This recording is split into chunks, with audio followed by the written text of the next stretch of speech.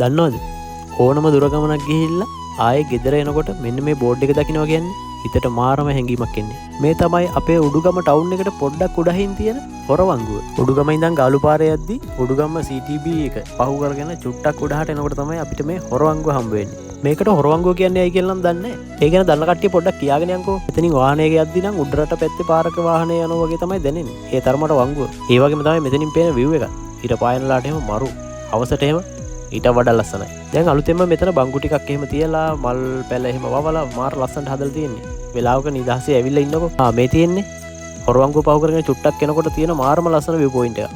බලන්නකෝ මෙතෙන්ට පේන දේවල් ටික. අර ඈත තියෙන කඳු එහෙමත් මාර ලස්සනට පේනවා. එතන ඉඳන් කොහේ බැලුවත් කොළ පාටට ලස්සනට ගස් කොළන් විතරයි පේන්න තියෙන්නේ. ඒ අතරින් ඉතින් ওই ටවර් එකකුත් පේනවා. නිකන් ඉන්න බැරි කමට ඉතින් ඔන්න ඇතින් පේන ටවර් එකත් පොඩ්ඩක් zoom කරලා බැලුවා.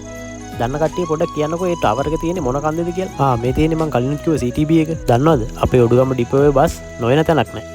ගාල්ල, දෙල්ලව, අකුරැස්ස, නුවරඑළිය, හැටන් ඒ වගේම තමයි ඇඹිලිපිටියෙත් යනවා. ලංකාවේ නොයන තැනක් නැහැ මං හිතන්නේ. අපිත් ඉතින් ඕන තරම් බස් වල යනවනේ. ඒ වුණාට ඔඩුගම ඩිපෝවේ ඉන්න කොන්දස්තර මහතුරුයි, රියදුරු මහතුරුයි කියන්නේ නම් මාරම හිත හොඳ කට්ටිය. එහෙනම් ඉතින් ඔයත් ඔඩුගමට එකපාරක් හරි ඇවිල්ලා තියෙනවා නම් ඔයාගේ අදහසක් කමෙන්ට් එකක් දාගෙන යන්න. ඔන්න ඉතින් සුපුරුදු පරිදි බාරහන්දියට ආව විතරයි වැස්සනම් පටන් ගත්තා. අපිට ඉතින් වැස්සයි උඩුගමයි කියන්නේ ආත්මීය බැඳීමක්. එහෙනම් ඉතින් උඩුගම කෙල්ලෝ කෙල්ල ටික අනිවාර්යෙන් ෂෙයා කරගෙන යන්න.